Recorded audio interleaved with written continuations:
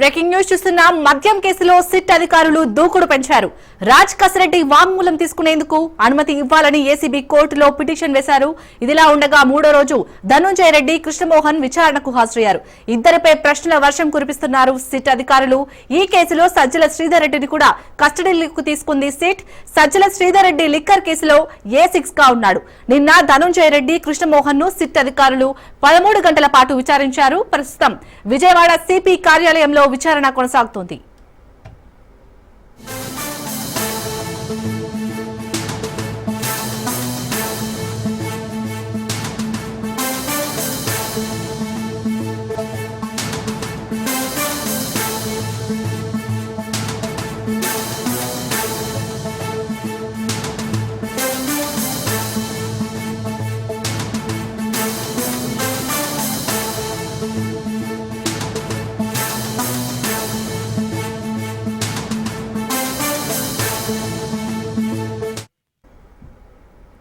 రైట్గా ఈ విచారణకు సంబంధించి పూర్తి డీటెయిల్స్ మా ప్రతినిధి శ్రీనివాస్ అందిస్తారు. శ్రీనివాస్, ప్రస్తుతం విచారణ ఏ విధంగా కొనసాగుతోంది, అప్డేట్స్ ఏంటి?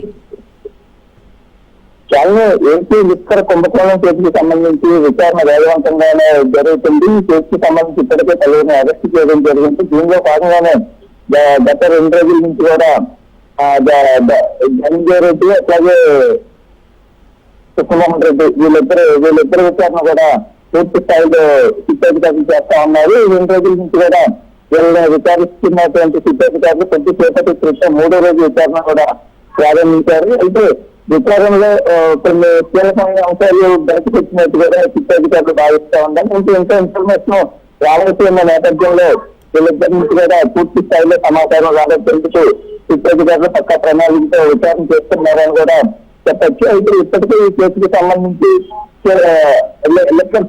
లిక్కర్ స్కామ్ కేసుకు సంబంధించి సజ్జల శ్రీధర్ రెడ్డిని కూడా 2వ రోజు విచారించనున్నారు. వీళ్ళందరినీ కూడా వేరు ప్లేసుల్లో ఉంచి వేరుగా విచారించనున్నారు. లిక్కర్ స్కామ్ కేసులో జరిగిన లావాదేవీలపై ఇప్పటికే శ్రీధర్ రెడ్డితో పాటు ముగ్గురిని కూడా పూర్తి స్థాయిలో ఆరోపిస్తున్నారు. మొదటి రోజు విచారణ జరిగినటువంటి శ్రీధర్ రెడ్డి విచారణలో తన ప్రమేయం లేదని కూడా శ్రీధర్ రెడ్డి సిద్ధాధికారులకు చెప్పడం జరిగింది. తనకు సంబంధం లేని విషయాల్లో తనను ఎందుకు లాగుతున్నారు అంటే కూడా ఆయన కొంచెం కొన్ని ప్రశ్నలకు సమాధానం చెప్పలేని పరిస్థితి అయితే కనబడింది. అయితే దీంట్లో భాగంగానే మరికొన్ని ప్రశ్నలకు కసిరెడ్డి ఈ కేసులో పిల్లలకు ముందుకు పోయినటువంటి కేసిరెడ్డి రాజశేఖర రెడ్డి చెప్పినట్టు తనంతా చేశానని కూడా శ్రీధర్ రెడ్డి అంగీకరించడం జరిగింది.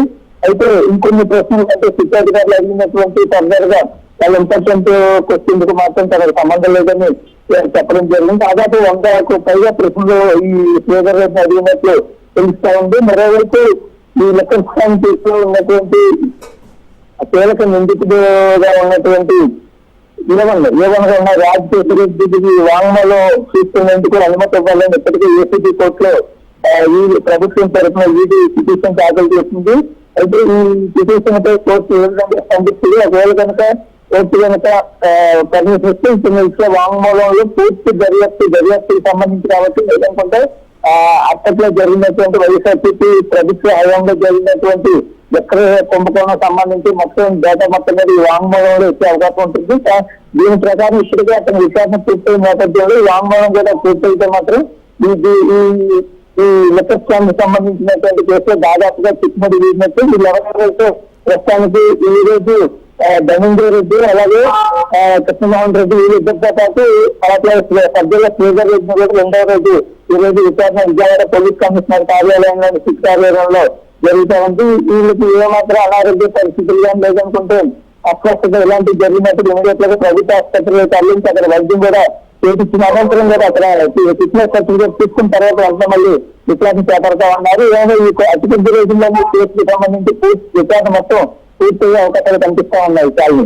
శ్రీనివాస్, అలాగే ఇప్పుడు విచారణ అయితే కొనసాగుతుంది. మరి ఇంకా మరిన్ని కీలక విషయాలు తెలుసుకునేందుకైతే మళ్ళీ సిట్ కస్టడీ కోరే అవకాశం ఏమైనా కనిపిస్తుందా?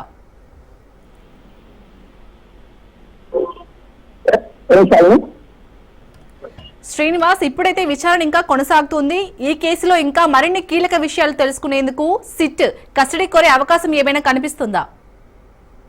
అంటే ఖచ్చితంగా ఇప్పుడు వీళ్ళెవరు కూడా శిక్షాధికారులకు పూర్తి స్థాయిలో కోఆపరేట్ చేయట్లేదు అనేది మాత్రం ప్రధానాంశంగా కనిపిస్తా ఉంటే వీళ్ళు కనుక కోర్టు అనుమతి ఇచ్చినటువంటి కస్టడీ టైంలో కనుక వీళ్ళందరూ ఇప్పటి వరకు చెప్పినట్టు రాజశేఖర రెడ్డి చూడొచ్చు, లేదనుకుంటే సజ్జల శ్రీధర్ రెడ్డి గతంలో చేసినటువంటి కస్టడీకి తీసుకున్నటువంటి వాళ్ళు ఎవరైతే ఉన్నారో వాళ్ళందరూ కూడా పూర్తి స్థాయిలో సహకరించి ఉందంటే మాత్రం మళ్ళీ కస్టడీకి తీసుకునే అవకాశాలు అవుతుంది. కానీ వీళ్ళు కొత్త ప్లాన్ పైన వీళ్ళు అధికారులు అయితే కొన్నిటిగా సమాధానం చెప్పాలి, ఇంకొన్నిటికి చెప్పకూడదనే ఒక ముందుగానే ఈ అనుమానిత ఈ నిందితులు వీళ్ళందరూ కాకుండా స్కామ్ కు సంబంధించి కేసులు ఉన్నటువంటి వాళ్ళందరూ కూడా ముందుగానే ప్రిపేర్ అయ్యి వాళ్ళ అడ్వకేట్స్ నుంచి సలహా తీసుకుని వీళ్ళందరూ కూడా ముందుగానే ప్రీ ప్లాన్ గా రావడం జరుగుతుంది. అయినప్పుడు కూడా సిద్ధార్థ గారు చాలా కీలకంగా వాళ్ళ వ్యూహంతో వాళ్ళకు ఈ వీటికి సంబంధించి వీళ్ళందరినీ కూడా ప్రశ్నిస్తా ఉన్నారు. ఈ కొన్ని ప్రశ్నలకు మాత్రమే ఇప్పటివరకు జరిగినటువంటి విచారణలో కొన్ని ప్రశ్నలకు మాత్రమే ధనంజయ రెడ్డి కావచ్చు, కృష్ణమోహన్ రెడ్డి కావచ్చు వీళ్ళిద్దరూ కూడా సమాధానాలు చెప్పడం జరిగింది. మరికొన్నికి వాళ్ళు సంబంధం లేదని కూడా చెప్తా ఉన్నారు. ఇది కనుక ఈ వీళ్ళిద్దరు విచారణలో భాగంగా కనుక మళ్ళా దీన్ని పూర్తిగా శిక్షాధికారులకు కావాల్సినటువంటి సమాచారం ఇవ్వలేకపోతే మాత్రం మళ్ళా ఖచ్చితంగా కస్టడీకి తీసుకునే అవకాశం ఉంటుంది. కస్టడీలో మరికొందికి వాళ్ళకి ఏవైతే క్వశ్చన్స్ శిక్షాధికారుల సమయంలోనే వాటన్నిటికి సంబంధించిన సమాధానాలను అట్లాగే వాటికి కావాల్సినటువంటి పూర్తి ఆధారాల వివరాలను కూడా వీళ్ళ దగ్గర అడిగే అవకాశం ఉంటుంది. ఇప్పుడు శిక్షాధికారులు కూడా ప్రశ్నించేటప్పుడు వాళ్ళ దగ్గర కొన్ని ఎవిడెన్స్ పెట్టుకొని ఆ ఎవిడెన్స్ ప్రకారం వాళ్ళ దగ్గర ఉన్నటువంటి ఆధారాలు ఏవైతే ఉన్నాయో ఆధారాల్లో అన్ని వాళ్ళు ముందు పెట్టి వాళ్ళ టైంలో ఇలా జరిగింది, లేదంటే మీ క్వశ్చన్ కి ఏం సమాధానాన్ని వాళ్ళు పూర్తిగా క్వశ్చన్ చేసిన తర్వాత వాళ్ళతో వాళ్ళని క్వశ్చన్ చేయడం జరుగుతూ ఉంది. అయితే ఆధారాలు లేకుండా శిక్షాధికారులు కూడా చాలా వేగ్గా ప్రశ్నించడం ఎలాంటివి అయితే జరగడం లేదు. వాళ్ళ అధికారులు ఉన్నప్పటికీ కూడా వాళ్ళ అధికారుల సమక్షంలోనే వీళ్ళు అధికారులు క్వశ్చన్స్ ఏవైతున్నాయో వాటి అన్నింటినీ కూడా ముందుగానే వాళ్ళకి చెప్పి వాళ్ళ దగ్గర నుంచి సమాచారం రాబడుతున్నట్టు తెలుస్తారండి. చాలా రైట్, థ్యాంక్ యూ శ్రీనివాస్.